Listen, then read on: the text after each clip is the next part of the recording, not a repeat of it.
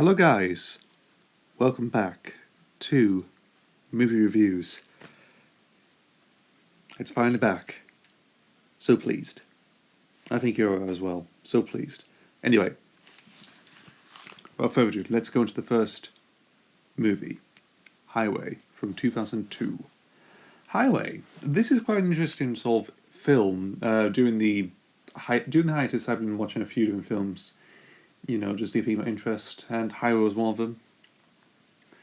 It stars Jake Gyllenhaal, Jared Leto, Selma Blair, John Mancinti, I think his name is, and it's like a coming of age road trip, but it's also sort of like a thriller as well, mixed in. The story goes: two friends, Jack and Pilot, are in Las Vegas. Pilot is a valet, like a Las Vegas casino valet for you know what they are, parking cars and everything. And Jack is a pool cleaner for this mob boss. Then he has, while cleaning the pool, Jack sort of like has like a one little bit of nookie with the mobster's wife, and the mobster comes in and finds out, and he has to escape and he has to leave Las Vegas for his friend Pilot, who is actually in search of a lost lover or something he met from high school, and he has to go to Seattle and find her. And the two just go on the way, escape the mob bosses, and find Pilot's sort of lost love that he hasn't seen for many, many years. And along the way, they encounter Drifter named Cassie, who has been sort of roped in with this man, and sort of gets free from him, and joins on, and the relationship between her and Jack sort of blossoms out. Pilot goes on some little tiny misadventures, wearing goggles and going to like these weird rave drug parties, and they're encountered with a gator boy, half man, half gator, at a farm, which is actually quite weird. It's a weird scene actually in this movie.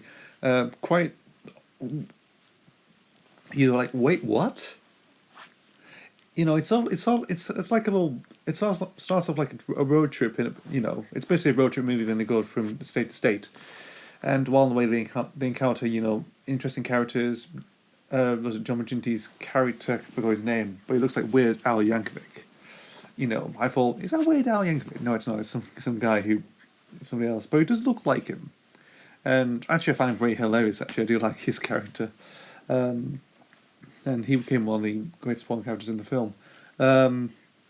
Obviously, the Gator Farm scene with the Gator Man, obviously, and it's quite interesting because I think some other visitors came and sort of harass him or try and destroy his habitat or something. And obviously, they sort of rescue him, and they give good respect to the mother and the son. I think his name is Desmond, actually, the half-man gator boy. Quite weird. And then they go to Seattle, and one thing to mention is it's set in 1994, and when they get to Seattle, it's the time of the mourn of Kurt Cobain. Obviously, he committed suicide around that time, and obviously there's lots of people in the center of Seattle, with candles and everything, like mourning the death of their idol, very much. And I think it's pretty good, and he met and Pilot meets the woman he actually was looking for. However, she doesn't recognize him at all. She's sort of like gone out of her mind, piercings, everything, and he decides to go. And sort of the end of the movie, he decides to go back to the woman he actually loved in Las Vegas. I think her name's Jenny or something, waitress, I think, and decides to go back. Jack does get his comeuppance with the mobsters catch up with him, and they break his feet, which actually they threatened to do at the beginning. We'll break your feet. Why? And that sort of thing. And he does. However, he survives, and Cassie sort of stays with him. Pilot goes back to Las Vegas and finds lost love. Is one the love that he's left behind. So yeah, it's been a really interesting movie actually. I really actually enjoyed it. It's hilarious at the same time. It's got comedy, it's got a bit of drama. The performances by Gyllenhaal, Leto, and Blair are superb, really good. The music itself, to be honest, is okay. It suits the time period, but I wish to sort of use like really interesting stuff, like sort of grunge, actual good, maybe because of rights issues and stuff. Maybe, who knows? So my understanding of this film was back in the day. I used to look for entertainment video DVD releases, like the old DVD releases, with the classic 18 certificates on there, like and the design wise, which was really good. Some films I've seen, others I've really haven't seen for. I bought, but I haven't seen yet. I still need to. Yeah, but Highway was one of them. I was really interested and read the synopsis like it's a road trip movie or something like that. The cover looked quite interesting.